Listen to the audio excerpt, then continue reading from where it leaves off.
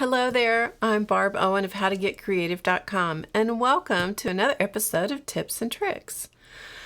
This week over on the How to Get Creative blog, I showed you a step-by-step process of taking a piece of kid art and translating it into fabric, thereby preserving the kid art because, you know, the paper and stuff that a lot of kids draw on and do their stuff, not acid-free, it's not going to last forever, but if you turn it into a piece of fabric art, that not only preserves it, but it gives you something cool to hang on your wall.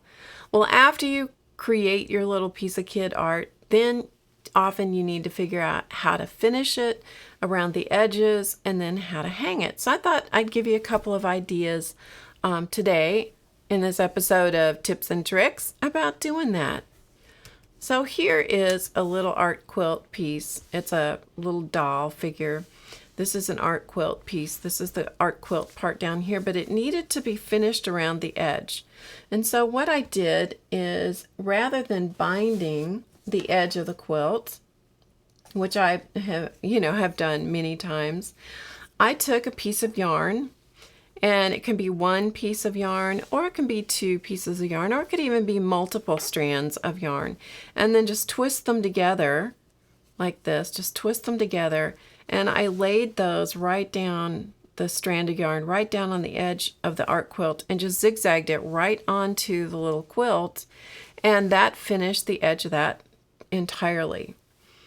So here's just a couple more examples to show you. These are little color studies that I did, color combinations. And depending on what you use around the edge of the quilt, really can change the look of the finished piece because different colors have different effects.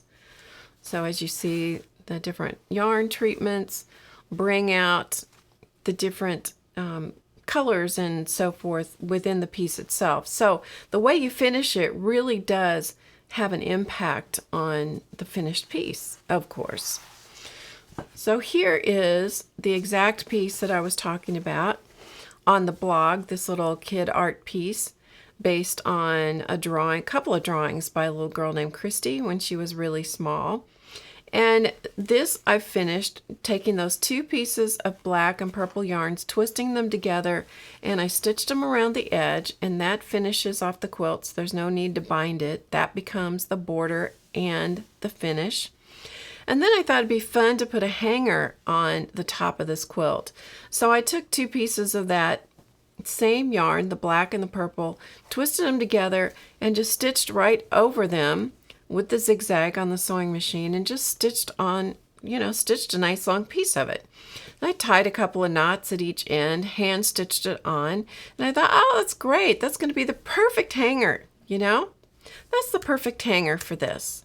Well, what you have to think about is anything that's wide like this, when it's hung on the wall from a piece like this, it's going to have gaposis. It's going to gap away from the wall. No bueno. That doesn't work. So here's what you do. Here's a good solution. You put a sleeve on the back. So you create a tube of fabric called a hanging sleeve. So I just created it on my sewing machine, stitched around the two ends, stitched it into a tube. You can see the tube in here.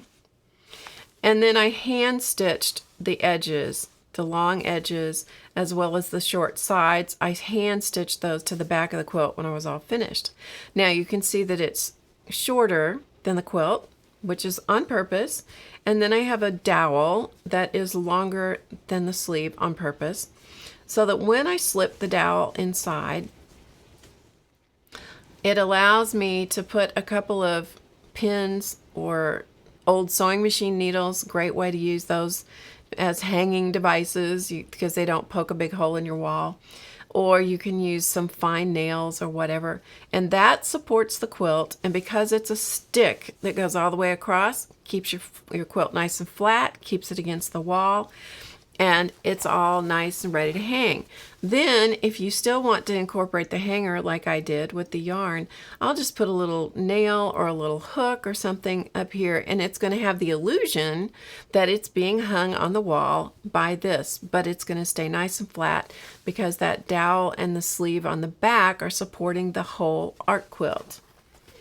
Now, if you don't want to or don't choose to use the yarn treatment to finish your quilts, then you can do something like this. This is using a bias binding, so it's been machine stitched on one side, turned to the back side, and hand stitched. Now this isn't actually kid art.